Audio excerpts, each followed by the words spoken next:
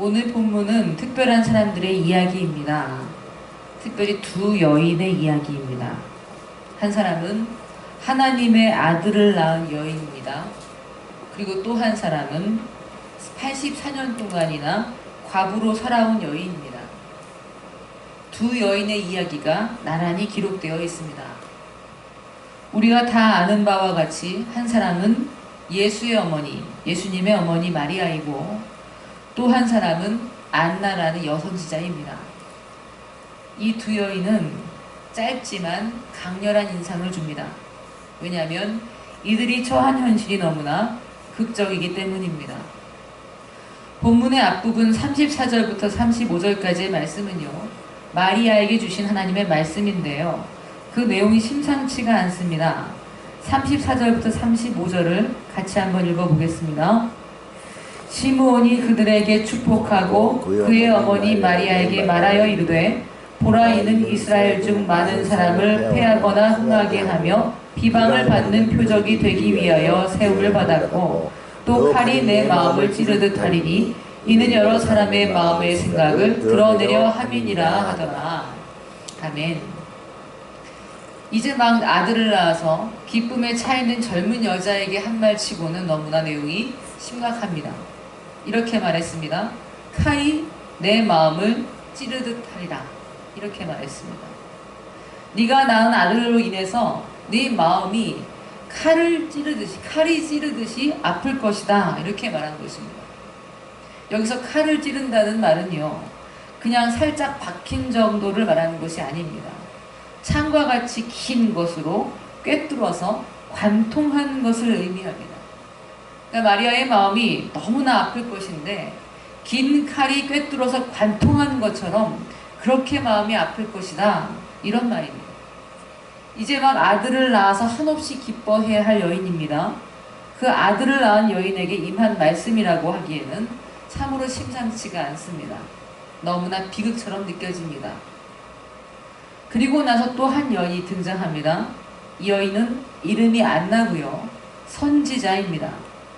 본문 후반부 36절부터 37절까지는 안나가 어떻게 살아왔는지, 어떤 사람인지를 잘 기록하고 있습니다. 제가 읽어보겠습니다. 36절부터 37절입니다. 아셀 지파 바누엘의 딸 안나라 하는 선지자가 있어 나이가 매우 많았더라.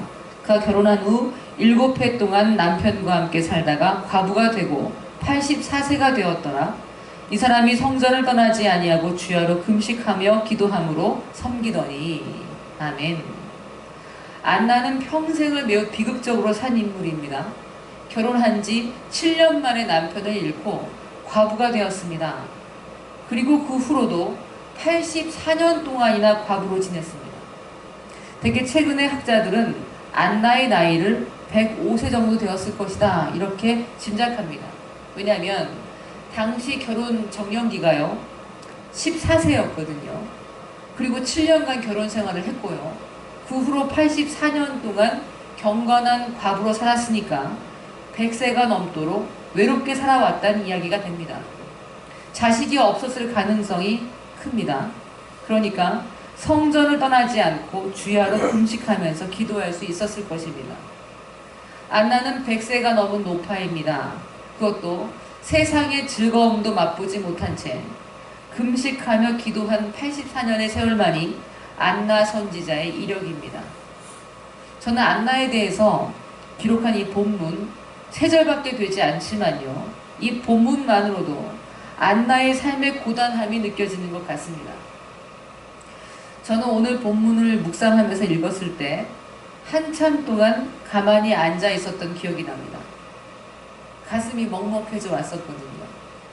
마리아와 안나의 삶을 마음속으로 그려보면서 눈물이 났기 때문입니다. 그 여인들의 인생을 이렇게 상상해보면 상상해볼수록 더 저는 마음이 아팠습니다. 여러분 오해하지는 마십시오. 제가 이 여인들이 얼마나 귀한 분들인지 몰라서 이렇게 말씀드리는 것은 아닙니다. 마리아가 누구입니까? 여인 중에 가장 복된 여인이라고 불리는 여인입니다. 안나는 또 어떻습니까? 평생을 하나님과의 깊은 교제 속에서 있었던 귀한 선지자입니다. 이분들은 정말 고귀한 인생입니다. 하나님의 특별한 섭리 속에서 사명을 가지고 살아온 그런 인생들입니다. 이분들의 삶은 어떤 삶보다도 의미가 있고 아름답습니다. 그럼에도 불구하고 저는 이분들, 이 여인들의 삶의 과정에서 고단함과 아픔을 보게 된다는 것입니다. 저는 연세가 많으신 분들은 모두 존경을 받아 마땅하다고 생각하는 사람입니다. 그분이 예수님을 믿든 안 믿든 연세가 많으신 분들은 그 모진 세월들, 그 오랜 세월을 살아내셨다는 이유만으로 너무나 존경스럽습니다. 저는 이제 부록에서 조금 꺾어진 나이, 인생의 쓴물을 그렇게 많이 마셔보지 못한 연약한 사람입니다. 그래도 저도 그간 살아왔던 세월들이 그렇게 쉽지만은 않았습니다. 목사가 되려고 하니까 하나님이 이것저것 많이 경험하게 하셨던 것 같습니다. 아무리 그렇다고 해도 머리가 하얗게 새도록 살아내신 어르신들하고 제가 어떻게 감히 비교할 수가 있겠습니까? 제 이력은 어르신들 앞에서는 감이 될 것이 아닙니다.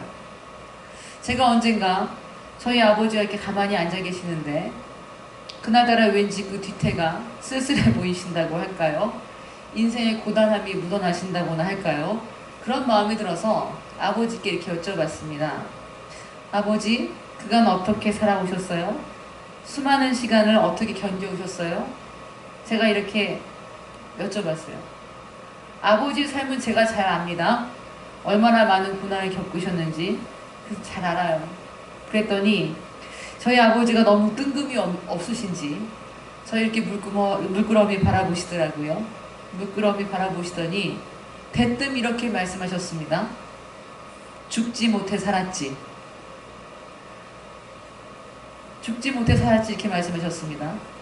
제 아버지는 장로님이시거든요. 그러면 하나님의 은혜로 이렇게 살았지 이렇게 말씀하셔야 되는데 죽지 못해 살았다고 말씀하시는데 그것이 농담처럼 들리면서도 진담인 것 같은 묘한 말씀이었습니다. 여러분, 이 시간을 비워서 말씀드리고 싶습니다. 참 장하십니다. 참 수고하셨습니다. 특별히 한매교회 2017년 마지막 주에 모이신 성도님들, 저는 주님의 이름으로 위로해드리고 싶습니다. 네. 참 장하십니다. 참 수고가 많으셨습니다. 제 진심이에요. 저희 계신 모든 분들이 위로를 받으셨으면 좋겠습니다. 하나님 아버지도 우리를 위로하기 원하신다고 저는 믿습니다. 네. 우리 예수님께서 인생의 모든 여정을 마친 우리에게 나중에 이렇게 말씀하실 것입니다. 사랑한다 내 딸아, 사랑한다 내 아들아, 참 수고했구나 이렇게 말씀해 주실 것입니다. 믿음의 여정을 마치실 때까지 힘내시기를 바랍니다. 네. 우리는 어쩌면요 믿음의 사람들에 대해서 너무나 단편적인 부분만 보고 있는지 모르겠습니다. 우리는 그들의 영광, 승리에만 집중하고 있는지도 모르겠습니다. 마리아가 어떤 사람입니까? 순종의 여인으로 잘 알려져 있는 사람입니다. 사실 마리아는요 믿음의 거장입니다. 천사가 처녀의 몸으로 아들을 낳을 것이라고 말했을 때 마리아가 한 대답은 너무나 유명합니다. 뭐라고 했습니까? 주의 여종이오니 말씀대로 내게 이루어 주십시오. 참으로 대단합니다. 당시 율법으로는 처녀가 아이를 가졌다는 것만으로도 죽음을 당할 수밖에 없는 상황입니다. 또 정혼한 요셉이 어떻게 나올지도 알 수가 없습니다. 그런데도 불구하고 주의 여종이오니 말씀대로 내게 이루어 주십시오. 이렇게 말했다는 것입니다. 그런데 한번 생각해 보시기를 바랍니다. 마리아가요. 그 젊디 젊은 마리아가요. 말씀하신 그대로 이루어 주십시오 라는 말이 어떤 의미인지 정확하게 알고 대답했을까요? 물론 처녀의 몸으로 아들을 낳는 것조차 괜찮습니다 이렇게 말할 수 있을 만큼 대단한 믿음의 여인이지만 그 말씀대로 이루어진다는 것이 어떤 대가를 지불하는 것인지 알고도 그렇게 대답을 했을까 하는 생각이 드는 것입니다. 어쩌면 우리에게는요 모든 것을 모르는 것이 복일지도 모르겠습니다. 다 안다면 누가 고생길을 가려고 하겠습니까? 마리아가 자신이 말한 말씀하신 그대로 라는 이 말이 아들이 십자가에 달려 죽는 것을 보아야 하는 것 이것인 줄 알았다면 그렇게 쉽게 말씀대로 이루어 주십시오. 이렇게 말할 수 있었을까요? 젊어서요, 하나님 믿고 성령 체험도 하고 갖가지 은사도 받다 보면요, 나는 무엇이든 다 할 수 있을 것 같습니다. 되게 청년 때에 선교사가 되겠다고 서원하는 경우가 참 많이 있습니다. 예수님을 위해서 내가 죽을 수도 있습니다. 이렇게 말하기도 합니다. 불같이 뜨거운 성령의 체험을 하면서요, 예배 속에서 무아지경의 황홀감을 느끼면 나는 뭔가 해낼 수 있을 것 같은 마음이 들기도 합니다. 저도 그렇습니다. 은사 체험하고 무아지경의 예배를 드리면서 내 생명도 드릴 수 있다고 그렇게 기도한 적도 있습니다. 마치 베드로가 예수님을 3번이나 부인할 믿음이면서 제가 주님을 위해서 내 목숨을 버리겠습니다, 이렇게 섣부르게 장담하는 것처럼 말입니다. 그러나 정작 주를 위해서 죽는 것이 무엇인지 아는 사람들은요, 내가 주님을 위해서 목숨을 내놓겠다, 이런 말을 그렇게 쉽게 말할 수가 없습니다. 그 대가를 아는 사람, 고난의 무게를 아는 사람이라면 예수님처럼 겟세마네의 기도를 하면서 몸부림을 칠 수밖에 없습니다. 제 생각에는요, 아들을 낳아서 그 죽음을 지켜보아야 하는 삶이 무엇인지를 알고서도 마리아가 말씀대로 이루어 주십시오 말할 수 있었을지는 오직 하나님만 아실 것 같습니다. 그래서 본문에서 아기 예수를 안고 기뻐하는 마리아 앞에 칼이 내 마음을 찌르듯 할 것이다 말씀하신 하나님의 음성 앞에서 멈추어 서서 우리는 우리 자신을 돌아보아야 한다는 말씀입니다. 내 마음을 찌르듯 할 것이다. 네가 나를 따르는 길은 네 마음이 찔리듯 아픈 길일 것이다. 내가 말씀대로 이루어가는 과정은 내 마음에 상처가 나고 꿰뚫리는 것 같이 고통스럽고 내 마음이 모두 드러나는 과정이 될 것이다 말씀하시는 하나님 앞에서 우리가 잠시 머물러 보았으면 좋겠습니다. 그리고 나를 돌아보는 기회로 삼아야 한다는 말씀입니다. 그래도 나는 주님 앞에서 말씀대로 이루어 주십시오 할 수 있는가? 저는요, 이후 마리아의 삶이 어떠했는지 말씀을 생각해 보면서 묵상해 보았습니다. 마리아도요, 평범한 어머니입니다. 어머니의 삶이 어떤가요? 되게 어머니들한테 아들이 전부죠. 엄마에게는 아들이 전부입니다. 아들의 기쁨이 내 기쁨, 아들의 형통이 내 형통입니다. 어머니신 분들은 다 이해하실 것이고요, 어머니가 아니더라도 다 아실 것입니다. 내 어머니가 나한테 어떻게 하셨는지 생각해 보시면 다 아실 거예요. 어머니 마리아도 마찬가지입니다. 마리아는 평생 예수님만 바라보고 살았던 평범한 어머니입니다. 아들이 잘 되기만을 바라는 그런 어머니입니다. 천사가 와서 마리아에게 이렇게 말했습니다. 가브리엘 천사가 와서 당신이 낳을 아들은 다윗의 왕위를 물려받고 야곱의 집을 영원히 다스릴 것이다, 이렇게 예언하고 갔습니다. 마리아는요, 그 말을 듣고 어떻게 살아왔을까요? 그것을 마음에 품었을 것입니다. 내 아들이 로마의 지배와 모든 고통에서 해방시킬 메시아다, 이 꿈이 싹트고 있었을 거예요. 내 아들은 그렇게 해낼 것이다라는 기대와 꿈이 마리아에게도 있었습니다. 그래서 성경을 보면요, 마리아가 어머니이기 때문에 실수를 종종 합니다. 보면은 예수님보다 생각이 앞서가는 경우들이 가끔 나옵니다.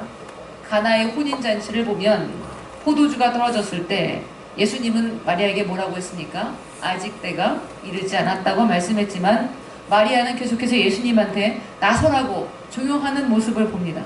예수님이 뭐라고 했습니까? 여자여, 내 때가 아직 이르지 않았습니다, 이렇게 말했습니다. 여자라는 말은요, 존경의 말입니다. 그렇지만 어머니에게 지금은 내 때가 아니라고 분명하게 말씀해 주신 겁니다. 어머니이기 때문에 누구보다 아들이 잘 됐으면 좋겠는 마음, 그게 마리아에게도 있었습니다. 그러니 마리아가 내 아들이라고 생각하는 그분은 사실 자신의 아들이지만 하나님의 아들인 것을 받아들이는 과정이 쉽지만 않았다는 말입니다.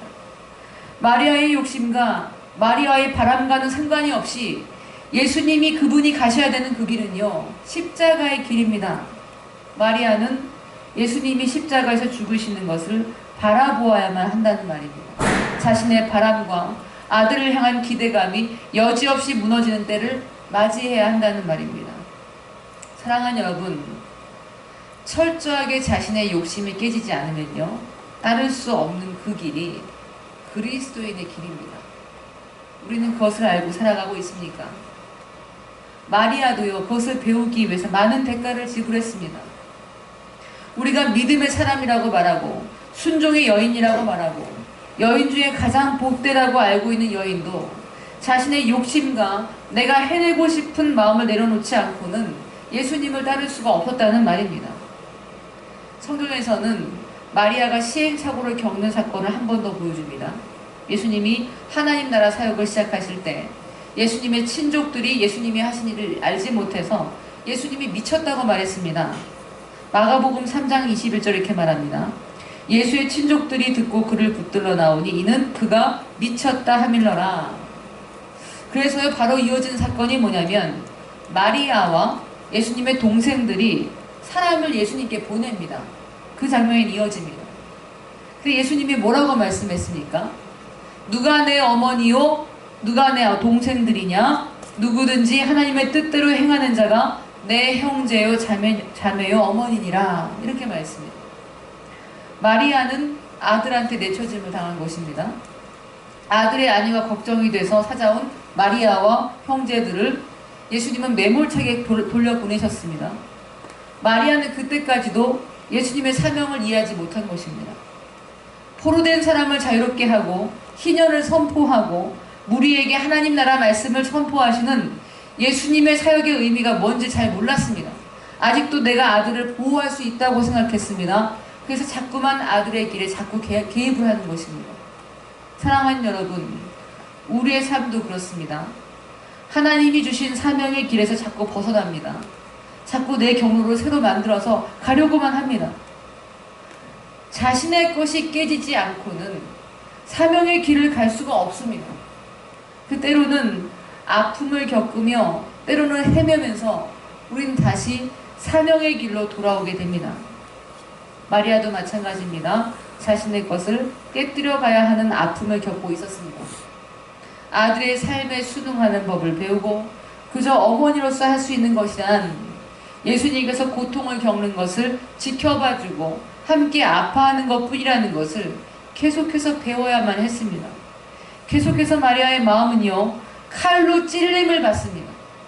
시므온이 예언한 그대로입니다. 언제까지 그랬습니까? 예수님이 십자가를 짊어질 때까지 계속됐습니다. 아들의 고통을 보면서 아파하고요, 아무것도 할 수 없는 자신의 무기력을 보면서 그 가운데 철저하게 의존적일 수밖에 없는 자신의 실존을 배워야만 했다는 말입니다.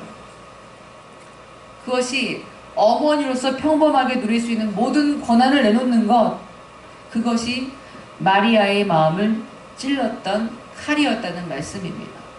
사랑하는 여러분, 하나님과 함께 살아가는 것은 머리로 하는 것이 아닙니다. 하나님을 안다는 것은 지식으로 아는 것이 아닙니다. 마음이 칼로 찔리는 것 같은 아픔도 겪고요, 무기력하게 모든 상황을 지켜만 봐야 되는 상황도 맛보고요, 하나님의 방법은 내 방법과는 많이 다르구나, 이런 것을 깨달아가며 그렇게 하나님 말씀을 알고 그렇게 하나님을 알아가는 것입니다. 그렇게 하나님과 동행하는 것입니다. 그래서 우리 모두에게는요, 마음의 칼을 품은 것 같은 아픔이 있습니다. 그 아픔은 의미가 있는 것입니다. 그 아픔은 여러분, 아픔으로 끝나지 않습니다. 그 아픔은 결국 우리로 하여금 진정한 자유를 누리게 할 것이기 때문입니다. 본문 35절을 한번 읽어보겠습니다. 본문 35절 같이 읽겠습니다. 또 칼이 내 마음을 찌르듯 하리니 이는 여러 사람의 마음의 생각을 드러내려 함이니라 하더라. 아멘. 힘겨운 때는요, 여러분, 내 마음을 드러내놓는 시간인 것을 기억하시길 바랍니다. 힘겨울 때 내 마음을 드러내봐야 됩니다. 사실요, 아무런 문제가 없다고 이야기하는 게 가장 위험합니다. 저 너무 행복해요, 아무 문제 없어요, 이렇게 말씀하시는 분들은 사실은요, 그 내면과 반대로 이야기하는 것일지도 모릅니다. 너무 힘들다고, 나는 그동안 너무 힘들다고 이야기하는 것과 같을지도 모릅니다. 우리는 솔직해지는 게 사실 쉽지가 않은 사람들입니다. 내 마음이지만요, 여러분, 내 마음 나도 잘 모릅니다. 내 마음 정확하게 아는 사람 한 명도 없습니다. 내 마음은요, 하나님이 내게 알려주셔야만 아는 것입니다. 성령님만이 내 마음을 아십니다. 정확하게 아십니다. 그러나 우리는 내 마음 모릅니다. 하나님 앞에서 내 마음을 조명해달라고 해야만 내가 내 마음을 조금이라도 알 수가 있습니다. 우리는 솔직하기 어려운 환경에서 살아왔습니다. 왜냐하면 우리는 사실 마음을 감추는 게 미덕이라고 오래도록 배워왔기 때문입니다. 사회생활 해보면 마음 감추는 게 유리할 때가 더 많습니다. 그러나 죄는 근본이 거짓입니다. 사탄의 별명이 무엇입니까? 속이는 자, 거짓말하는 자입니다. 솔직해지면 살아남을 수 없는 사회 자체가 나쁜 것이지, 사람의 죄성이 우리로 하여금 내면을 자꾸 감추도록 했던 것이지, 내 마음을 드러내는 것은 절대로 어리석은 것이 아닙니다. 본문에서 시므온은요, 예수님의 사역을 이렇게 말합니다. 34절 다시 한번 같이 한번 읽어보겠습니다. 34절입니다. 시므온이 그들에게 축복하고 그의 어머니 마리아에게 말하여 이르되, 보라, 이는 이스라엘 중 많은 사람을 패하거나 흥하게 하며 비방을 받는 표적이 되기 위하여 세움을 받았고. 아멘. 예수님은요, 세울 것은 세우고 무너뜨릴 것은 무너뜨리시기 때문에 사람들의 비방을 받게 될 것이란 예언입니다. 그 비방을 받는 것이야말로 예수님이 정말 구세주인 것을 증명하는 표적이라는 것입니다. 예수님은요, 감추어진 것을 다 드러내시는 분입니다. 드러내서 다 온전하게 세우시는 분이십니다. 드러내서 무너뜨릴 거는 무너뜨리시는 분이십니다. 사람의 마음의 생각을 드러내는 것이야말로 바로 우리 예수님이 하시는 일이라는 말씀입니다. 왜 하나님이 우리의 마음을 드러내십니까? 우리의 마음의 생각을 왜 드러내십니까? 전 두 가지로 말씀을 드리고 싶습니다. 첫째로, 우리를 자유롭게 하기 위해서입니다. 우리에게 진정한 자유를 주시기 위해서 마음을 드러내십니다.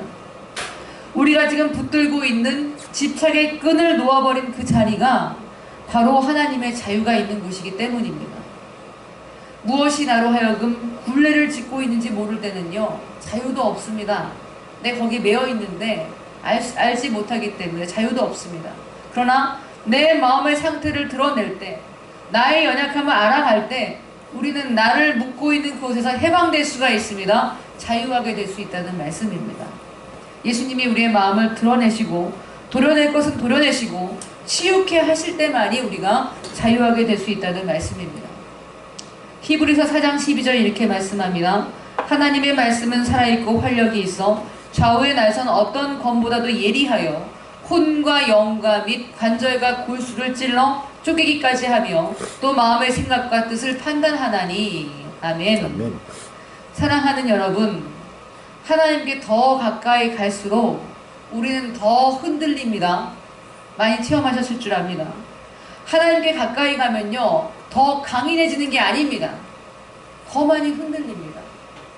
역설적이게도 흔들리는 갈대와 같은 사람이 더 강인한 것입니다.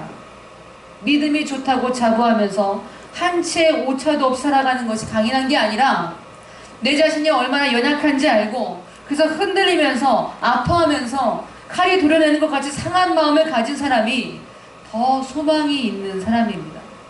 그 사람이 더 하나님을 알아가는 과정 중에 있습니다. 그 사람은 지금 세워질 것이 세워지고 있습니다. 무너질 것이 무너지는 수술 과정 속에 있습니다. 그렇기 때문에 그가 흔들리고 있다는 말입니다. 그래서 저는 초신자의 믿음은 믿음의 연륜이 긴 사람의 믿음보다 못하다는 생각을 가지고 있는 사람입니다. 신앙생활에는요, 시간의 흐름도 필요합니다. 믿음의 세월이 있어야 합니다. 자신이 할 수 있다고 여겨질 때는 믿음이 좋은 게 아닙니다. 자신의 마음이 드러나고 연약함을 알아가는 것이 신앙생활입니다. 그런 가운데 자유함을 맛보고 하나님께로 돌이키고 있는 영적인 관성을 계속해서 체험해가는 것이 신앙생활이라는 말씀입니다. 그래서 하나님이 주시는 고난은요, 언제나 유익합니다. 하나님이 내 마음을 흔들고요, 내 부족함을 나타내는 것이 오히려 복이라는 것을 믿으시기를 바랍니다. 안나 여선지자가요, 어려서부터 가부가 돼서 늘 상한 마음으로 살아왔던 그 세월이요. 사실은 안나로 하여금 진정한 자유를 누리게 했다는 사실을 기억하시기를 바랍니다. 안나가 남편이 있어서 자식 낳고 복닥복닥 살았다면 결코 누릴 수 없었던 평강과 자유함이 안나 선지자의 삶엔 분명히 있을 것이라고 저는 믿습니다. 두 번째로요. 왜 하나님이 우리의 마음의 생각을 드러내시냐면 하나님의 형상으로 우리를 빚기 위해서입니다. 하나님이 우리를 드러내셔서 하나님의 형상으로 빚으십니다. 마리아가 언제 예수님과 하나가 되었을까요? 어머니니까 당연히 예수님 편입니다. 영원 예수님 지지자입니다. 그렇지만 그것이 예수님을 아는 것과는 별개입니다. 언제 예수님을 온전히 알고 정말 하나님과 예수님과 하나가 되었던 시점이 왔을까요? 저는 주님의 여종이니 말씀대로 이루어지이다 이때였을까요? 아니면 가나의 혼인잔치 때나 예수님이 위험한 줄 알고 무작정 찾아갔던 그때처럼 자신이 예수님을 위해서 뭔가를 해줄 수 있다고 생각했던 그때였을까요? 저는 아니라고 생각합니다. 예수님이 마리아와 하나가 되었던 그 순간은 예수님이 십자가에 달려 돌아가시는 것을 보았을 그때라고 저는 생각합니다. 예수님이 죽으셨을 때 마리아도 죽었고 아들의 죽음을 보면서 아무것도 할 수 없다는 것을 깨닫고 울었을 때 통곡하면서 상한 마음을 아픔으로 토로했을 때 마리아는 비로소 죽고 하나님의 형상으로 빚어졌을 것이라고 저는 생각합니다. 영혼의 죽음을 맛볼 때에 복음의 능력이 우리에게 나타납니다. 꼭 기억하시기를 바랍니다. 지금은 말로 전도할 수 있는 시대가 아닙니다. 내 마음의 부대낌, 갈등, 연약한 모습 그대로 하나님 앞에 상한 마음으로 나아가며 울며 기꺼이 죽을 때 그때 우리에게 복음의 능력이 나타난다는 말씀입니다. 고난의 때에 고난을 당하고만 있지 마십시오. 마음을 내어놓고 하나님 앞에 우시기를 바랍니다. 하나님이 내 마음을 고치시고 하나님의 형상으로 빚으실 때까지 하나님의 임재 가운데 머물러 계시기 바랍니다. 기꺼이 하나님 앞에 죽으시기 바랍니다. 그러면 하나님은 내 안에서 내가 아직 이해할 수 없었던 하나님의 마음도 내 안에 심어주시고요. 하나님의 뜻도 내게 심어주시고요. 진정한 하나님과 하나님을 누릴 수 있도록 해주실 것입니다. 그러므로 하나님을 신뢰하시기 바랍니다. 내 상한 마음 내어놓으시기를 바랍니다. 고통이 있다고 해서 하나님의 사랑이 끊어진 게 아닙니다. 하나님 안에 거하면서 하나님을 바라보는 그 사람은 그 상한 마음이 위로를 받습니다. 고침을 받습니다. 만약 하나님을 신뢰하면서 마음을 내어놓지 않는다면 내 고통은 그저 마음을 상하게 하는 칼로만 머물러 있게 될 뿐입니다. 내 상한 마음 하나님 앞에 내어드리고 하나님이 내 마음속에서 역사하셔서 도려낼 것 다 도려내시고 덮으실 것 다 덮으실 때까지 끝까지 하나님을 신뢰하면서 경배함으로 나아가시기를 바랍니다. 마음을 드리고 마음으로 경배하고 마음으로 곧 교통하셔서 하나님의 형상으로 빚어지는 복이 있으시기를 소원합니다. 마리아가 받은 복을 기억하십니까? 여인 중에 가장 복되다 이렇게 복을 받았습니다. 여기 계신 모든 분들이 모든 사람 중에서 가장 복된 삶을 사시기를 바랍니다. 하나님의 은혜를 받은 사람, 그렇게 칭찬받았던 마리아처럼 마리아에게 말씀하신 하나님의 축복이 우리 한매교회 성도님들 삶에 임하시기를 예수 그리스도의 이름으로 축원드립니다. 기도하겠습니다.